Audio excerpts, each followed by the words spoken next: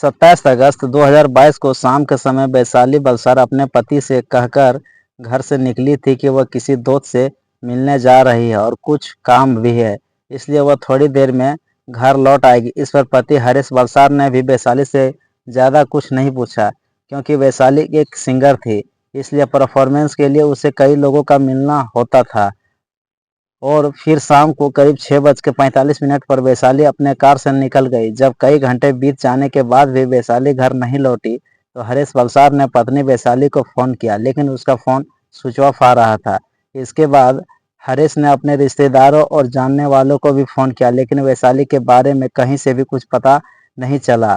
अब हरीश को वैशाली की चिंता होने लगी थी। इसके बाद हरीश ने तुरंत अपनी गाड़ी निकाली और वैशाली को ढूंढने के लिए निकल पड़ा। बहुत तलाश करने करने पर भी ना तो उसे वैशाली मिली और ना ही वैशाली ने उसका फ़ोन उठाया। हरीश ने सोचा कि शायद वैशाली किसी काम में बिजी हो और हो सकता है वह देर रात तक लौट आए। यही सोचकर हरीश वापस अपने घर लौट आए और वैशाली का इंतजार करने लगे।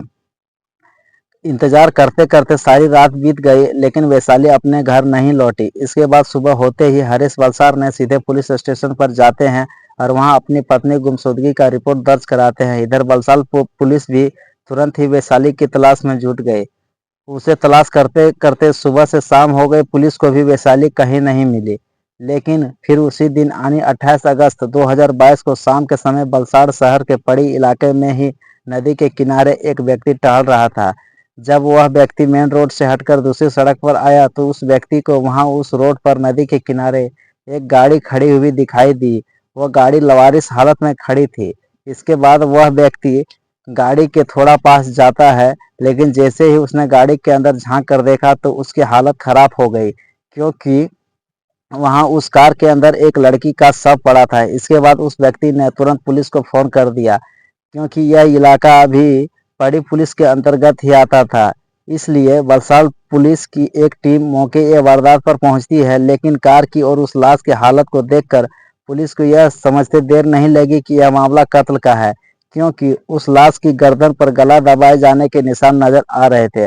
और सबसे बड़ी बात यह थी कि जिस तरह से उस लाश के कार में ठूंस कर रखा गया था, वह प्राकृतिक मौत के मामले में नहीं हो सकता। इसके अलावा कार की चाबी और उस महिला का मोबाइल फोन जैसे कई चीजें भी गायब थी।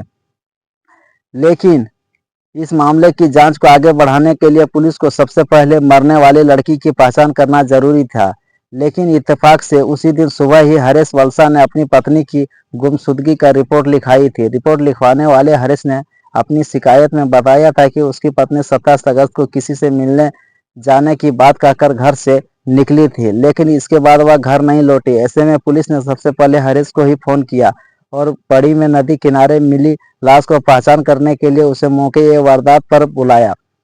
उससे पुलिस ने कहा कि हमें पड़ी इलाके में नदी के किनारे एक बेलोनो कार में किसी महिला का शव मिला है, इसलिए आप जल्दी से घटना स्थल पर पहुंचकर उसकी पहचान कर लीजिए, क्योंकि हो सकता है यह सब आपकी पत्नी का ही हो। इतना सुनते ही हरीश भागता हुआ मौके वारदात पर पहुंचता है। अपनी पत्नी की कार और उसकी लाश को देखते ही हरीश फूट फूट कर रोने लगता है। अब यह बात तो साफ हो गई थी कि मरने वाली लड़की कोई और नहीं बल्कि हरीश की पत्नी वैशाली बलसारा है। अब तक पुलिस को महकमे के साथ साथ आसपास के लोगों ने भी हरीश और उसकी पत्नी वैशाली को पहचान लिया था, क्योंकि हरीश और वैशाली इस इलाके के लोगों को लिए जाना पहचाना चेहरा था। जहां वैशाली एक मशहूर गरबा सिंगर थी, तो उसका पति हरीश भी एक मशहूर गिटारिस्ट था। लेकिन अब सवाल यह था कि आखिर वैशाली का कत्ल कैसे हुआ? शहर के इस इलाके में सुनसान जगह पर उसी की कार के अंदर उसकी जान किसने ली? आखिर वैशाली से कुछ और इन सब बातों का पता लगाने के लिए पुलिस ने सबसे पहले वैशाली की लाश को पोस्टमार्टम के लिए भिजवा दिया। साथ ही उसके पति हरीश से पूछताछ करना शुरू कर दी। लेकिन इस मामले में हरीश ने पूछताछ करने पर पुलिस को ज़्यादा कुछ जानकारी नहीं मिली, क्योंकि हरीश ने पुलिस को सिर्फ इतना बताया था कि शनिवार को वैशाली किसी से मिलने जाने की बात कहकर घर से निकली थी। वह कहाँ जा रही थी, किससे मिलने जा रही थी, इसके बारे में वैशाली ने उसे कुछ भी नहीं बताया। इसलिए उसे भी इस बात का अंदाजा नहीं था कि वैशाली अपनी जिंदगी के आखिरी समय से किसके साथ थी। और इधर पुलिस को हरीश के बयान और उसके बातचीत करने के अंदाज से इस बात का वैशाली के पति हरीश को पुलिस ने क्लीन चिट दे दिया, यानी अब हरेश को शक के दायरे से बाहर हो चुका था। लेकिन ऐसे में पुलिस के सामने चुनौती यह थी कि आखिर वैशाली के कातिलों तक कैसे पहुंचा जाए। जांच को आगे बढ़ाने के लिए वलसाड़ पुलिस ने टेक्निकल सर्विलांस के साथ साथ 8 अलग अलग पुलिस टीम बनाई, जिन्हें उनके हिस्से का काम सौंप दिया गया। पुलिस ने सबसे पहले वैशाली के मोबाइल फोन की कॉल डिटेल निकलवाई, साथ ही वैशाली के घर से लेकर मौके या वारदात वाली जगह तक उसे पूरे रूट की सीसीटीवी फुटेज को भी खंगालना शुरू किया। और इस कोशिश में 2 सुराग भी पुलिस के हाथ से लगे। पहले यह पुलिस ने वैशाली का कॉल डिटेल में पाया कि वैशाली ने अपने घर से निकलने से पहले और निकलने के बाद भी किसी बबीता कौशिक नाम की महिला से बात की थी। और दूसरा यह कि मौके या वारदात के आसपास के सीसीटीवी कैमरों में 27 अगस्त की शाम को बबीता कौशिक ही कई जगह पर नजर आई थी। यह दोनों चीजें एक दूसरे से बिल्कुल मेल खा रही थी। साथ ही पुलिस को यह भी पता चलता है कि बबीता कौशिक वैशाली की बहुत अच्छी दोस्त थी। इसके बाद पुलिस ने बिना देरी किए बबीता को पुलिस स्टेशन लाकर उससे पूछताछ करने का फैसला किया। लेकिन यह पुलिस के सामने प्रॉब्लम यह थी कि जो बबीता शक के घेरे में थी, दरअसल वह खुद 9 महीने की प्रेग्नेंट थी और वह किसी भी समय बच्चे को जन्म दे सकती थी। ऐसे में उससे सख्ती से पूछताछ करना बिल्कुल भी ठीक नहीं था, क्योंकि इससे बबीता के साथ साथ उसकी कोख में पल रहे बच्चे की जान को भी खतरा हो सकता था। लेकिन उससे पूछताछ करनी भी जरूरी थी, इसलिए पुलिस ने एक मेडिकल ऑफिसर को बुलाकर उसकी मौजूदगी में बबीता से पूछताछ करना शुरू भी कर दी। हालांकि पुलिस को बबीता के खिलाफ मिले सबूतों के साथ उसकी बॉडी लैंग्वेज को देखकर भी लग रहा था कि इस कत्ल में बबीता का कुछ न कुछ हाथ तो जरूर है। लेकिन पुलिस की सारी कड़ियों को जोड़ने अभी बाकी था। और जैसे ही पुलिस ने बबीता से सवाल जवाब करना शुरू किया तो इस कत्ल में एक के बाद एक कई राज खुलते चले गए। पूछताछ के दौरान में बबीता ने पहले 27 तारीख को शहर के पड़ी इलाके की ओर जाने की बात से साफ इनकार कर दिया था। लेकिन जब पुलिस ने उसके पास उसकी कई सीसीटीवी फुटेज होने की बात कही तो उसने यह स्वीकार कर लिया कि हाँ, वह शाम के समय पड़ी इलाके की ओर गई थी और वहां से उसकी मुलाकात अपनी दोस्त वैशाली से भी हुई थी। इसके बाद पुलिस ने बबीता को परखने और उसकी ही बातों में फंसाने के लिए और एक चाल चली। पुलिस ने उससे पूछा कि क्या उसने वैशाली को किसी और के साथ देखा था। इस पर बबीता ने तुरंत कहा कि हाँ, उस दिन वैशाली अपनी कार में 2 लोगों के साथ मौजूद थी।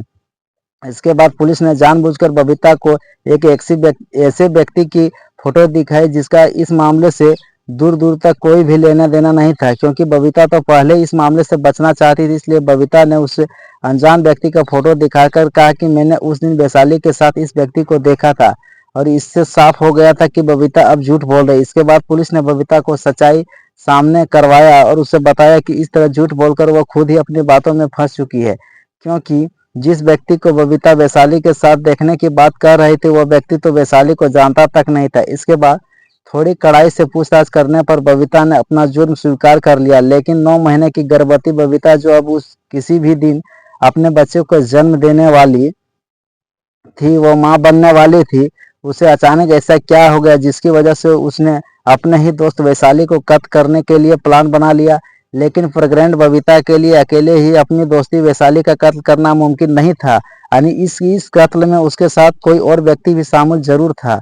लेकिन अब सवाल आता है कि आखिर वह व्यक्ति कौन हो सकता, और फिर इसका जवाब भी पुलिस को जल्द ही मिल गया। दरअसल इस घटना से करीब 1 साल पहले वैशाली अपनी बबीता की मुलाकात किसी फंक्शन के दौरान में हुई थी। उन दोनों ने नंबर एक्सचेंज किए और फिर वह दोनों फोन पर बातें करने लगे। इसी तरह बात करते करते उन दोनों में दोस्ती हो गई।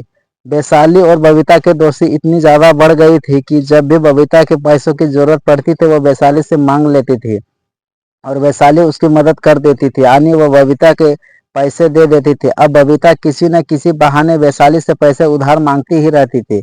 इधर वैशाली भी बिना कुछ सोचे समझे उसे पैसा देती ही जा रही थी।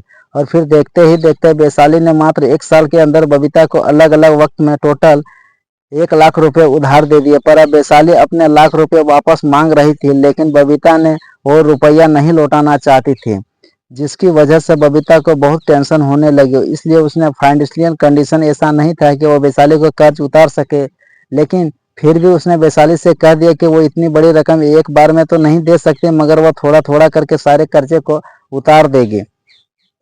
वैशाली इस बात को भी मान गई, लेकिन असल में तो बबीता वो रुपये लौटाना ही नहीं चाहती थी। धीरे धीरे उधार के इन 1 लाख रुपए के चलते अब इन दोनों के रिश्ते में कड़वाहट आने लगी थी।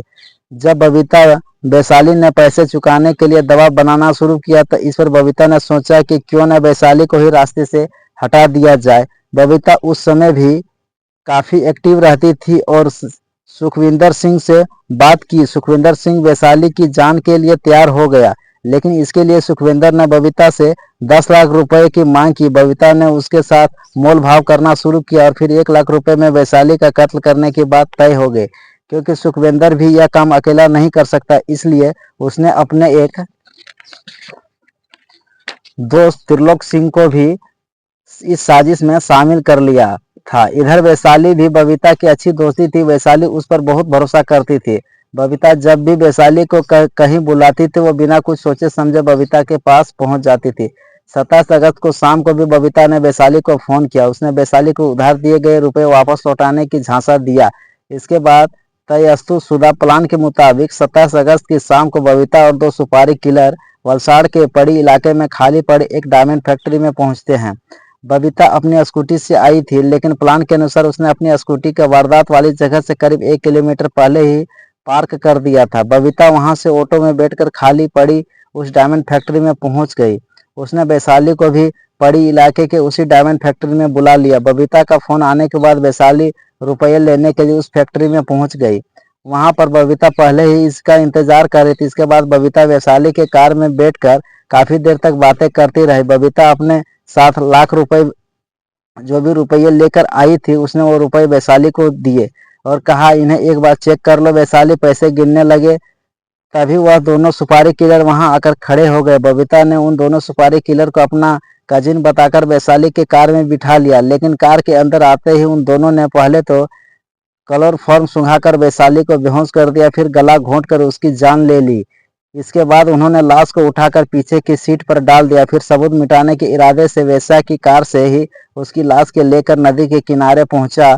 वहां पर लोग कार और लाश को लावारिस हालत में छोड़कर फरार हो गए। बबीता ने अपने 7 लाख रुपए लेकर आई थी और यह रुपए उसे वैशाली को देने थे, लेकिन वैशाली से पीछा छुड़ाने के लिए उसने वहीं लाख रुपए सुपारी के तौर पर इन किरायों के कातिलों को दे दिए। इस बयान के आधार पर पुलिस ने बबीता को अरेस्ट कर लिया।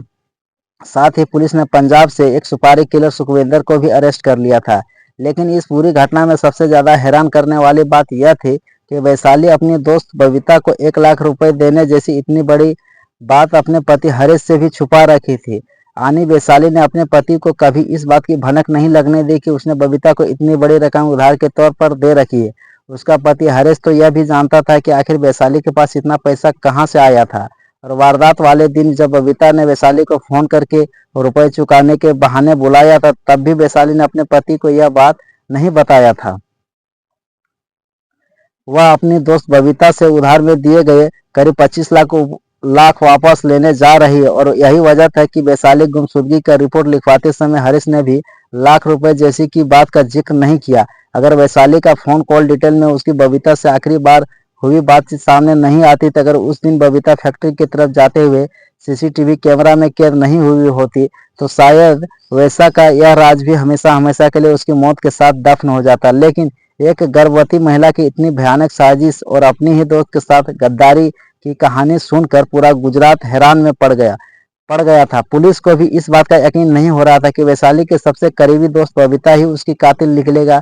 इसके बाद पुलिस ने चार्जशीट तैयार करके उन्हें कोर्ट में पेश किया, जहां से उन्हें जेल भेज दिया गया। फिलहाल इस केस के बारे में बात करें तो कत्ल में शामिल रहे सभी आरोपियों पर वैशाली के खिलाफ साजिश रचने का कत्ल करके सबूत मिटाने जैसे आरोपों के तहत भी कार्रवाई चल रही। दोस्तों, इस घटना का सुनाने का उद्देश्य किसी को परेशान करना या किसी को हैरान करना नहीं है, बल्कि आप लोगों को जागरूक करना है और सचेत करना है। तो इस घटना के बारे में आपकी क्या राय है हमारे कमेंट बॉक्स में जरूर बताएं। अगर आप लोगों को मेरी मेहनत पसंद आए तो कृपया मेरे चैनल को सब्सक्राइबर एवं बेल आइकन घंटा जरूर दबा देना। तो मिलते हैं दोस्तों नए वीडियो में नई कहानी के साथ, तब तक के लिए जय भारत, जय हिंद। Thanks for watching.